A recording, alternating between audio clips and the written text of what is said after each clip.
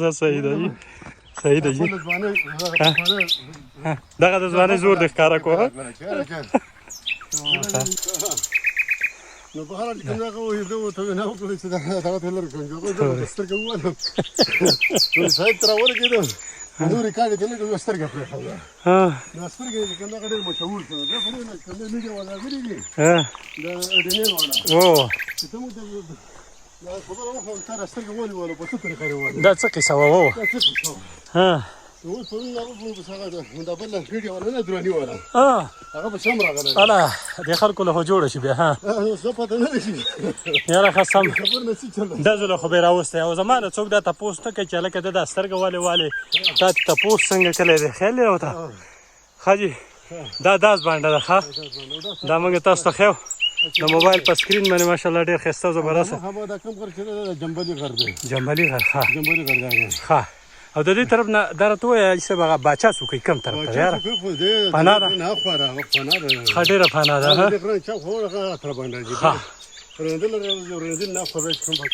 ښه راځه راځه صاحب ښه ښه دا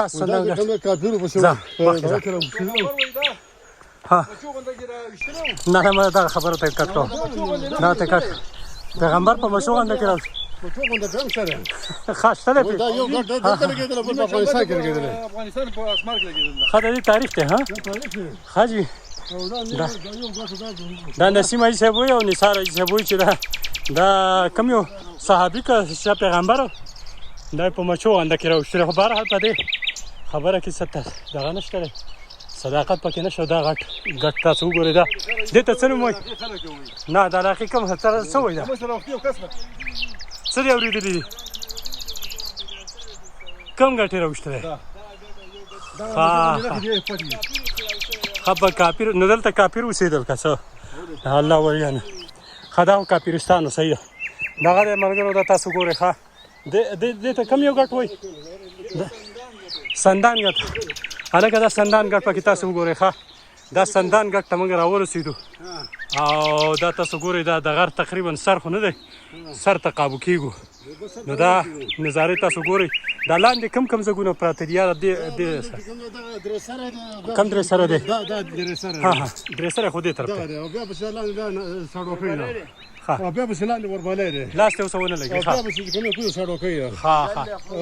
دا بیا پسې ګوګل وته کې شوی بیګل دی بیګل او هغه دا کته دی بیا پسې کوم دی د پښته علاقې سرویږي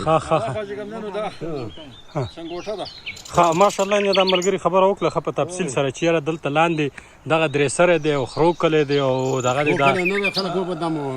کوم ځای کې دی اوس د ملانو کړی ښه اوس د ملانو کړی ښه زه بهرحال دې کې به کټینګ کوو زه څه مسله نشته ښه نو دغه دا ورېځې پکې تاسو ګورئ ماشاءالله ښایسته سپینې ورېځې دي ښه او بل دا چې موسم هم زبردسته دی لټۍ کنډه او دغه مختلف ځایونه دي بره به ځو انشاءالله تاسو زموږ سره اوسئ او بره پروګرام به هم تاسو ته ښیم صحیح ده او دا مې راواغسته راځه